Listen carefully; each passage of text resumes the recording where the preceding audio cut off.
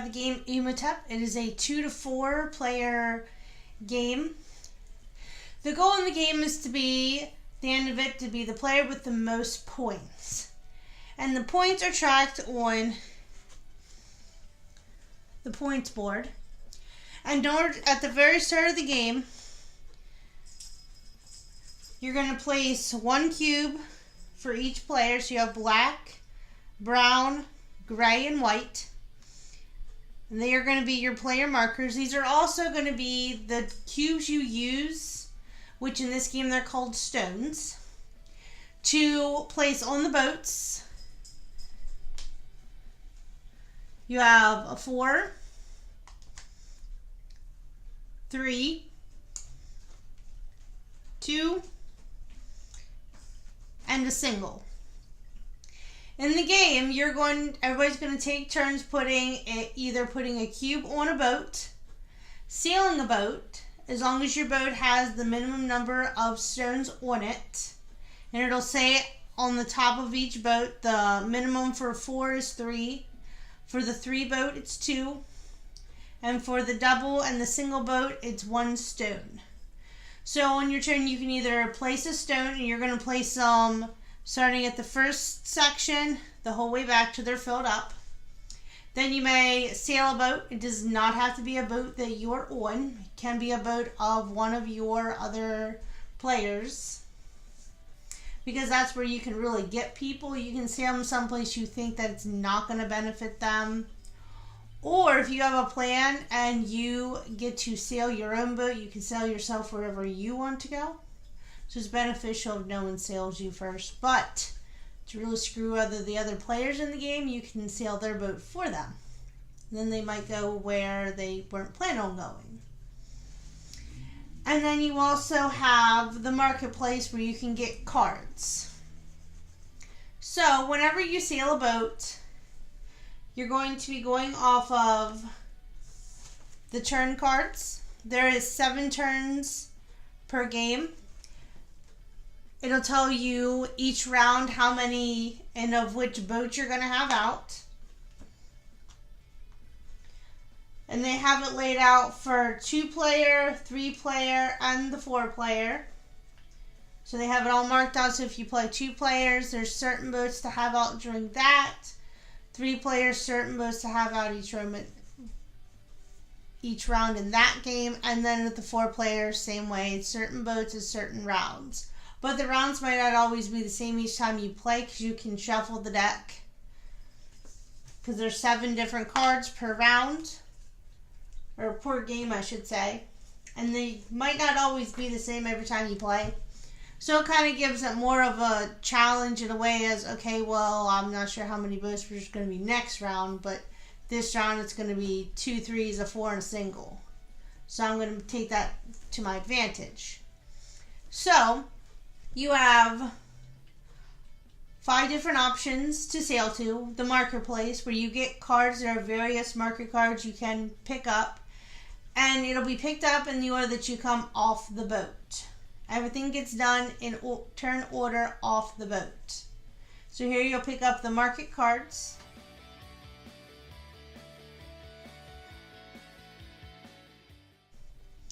There are several different market cards in the deck. Some that gives you extra actions.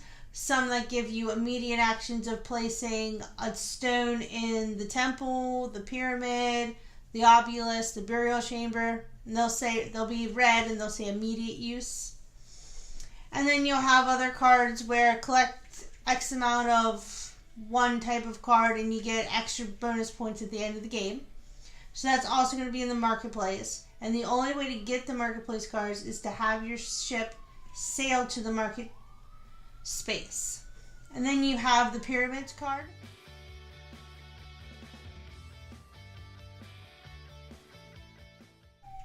Where you get to build a pyramid, and you start in the top left-hand corner, and you're going to go down until you fill up the first row, and you're going to do the same on the top.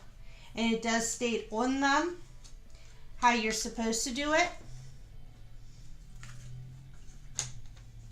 And then after you've completed the pyramid, every stone that enters here is an additional point after the pyramid is completely built. These points are gained immediately, so you'll just add them up here on this tracker. Then you have the temple.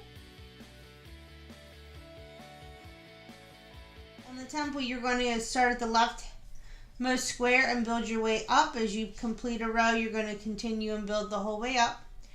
The points for this get scored at the end of each round. And basically what you're going to do is you're going to look down, and the ones that you see, the colors that you see, are what receive the points at the end of the round. And then you have the burial chamber.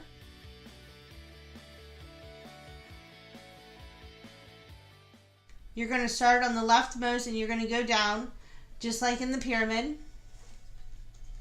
And then at the end, the scoring depends on how many you have that are connected with each other of your own color. And that's how you get more points. The more you have that are connected in the burial chamber, the more points you get. And then the final option you have is the obelisks.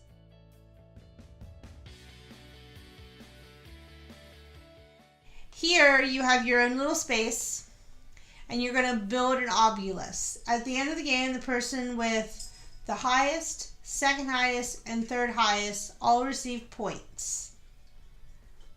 In a 4-player game, the first and second highest in a 3-player game, and then whoever has the highest in a 2-player game will receive the points. And it has a spout out in the bottommost corner at the end of your game as to who gets which points based on the height of your obelisk. Now in the game of Imhotep, there are actually 2 sides to every board. You have the A side, and then you actually have a second side on each one, which is the B side.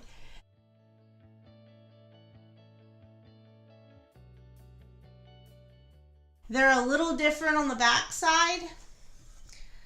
Here you have another obelisk, but the point system is different for this one. On this one, the points are accessed immediately.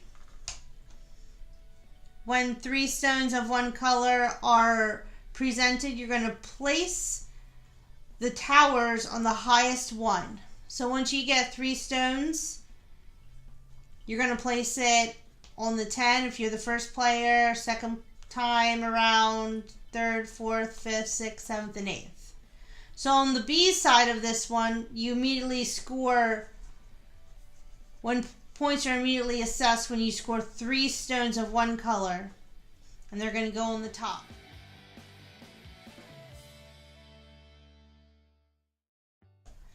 The burial chamber for the B side is just like the A side, so that one doesn't change.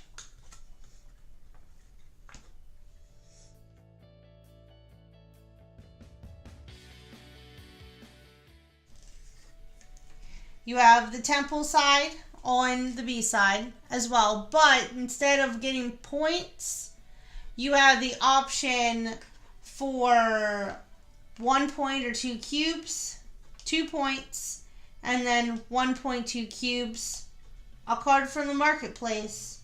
And then if you're playing in a 3 or 4 player game, you have the final 5th space here where you can get a point or 2 stones, your choice.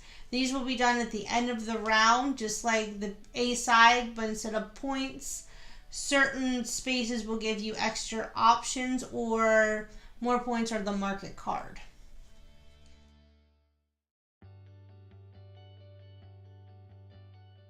And then the B side for the pyramid is a little different.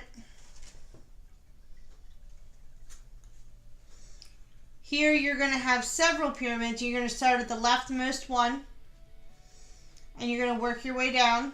So you're going to have 4, and then you're going to have 1 on top of all 4, and then you're going to move on to the second one. Do the same thing. 1 on top, third one, 4, and then 1 on top. The point systems in these ones are a little different.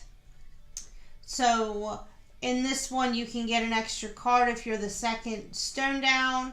This one gives you a point and 3 stones if you're the third stone down for this one. And then for this one, if you're the 4th stone down, you get a point plus a stone on a boat. And then the toppers for each pyramid is worth 4 points.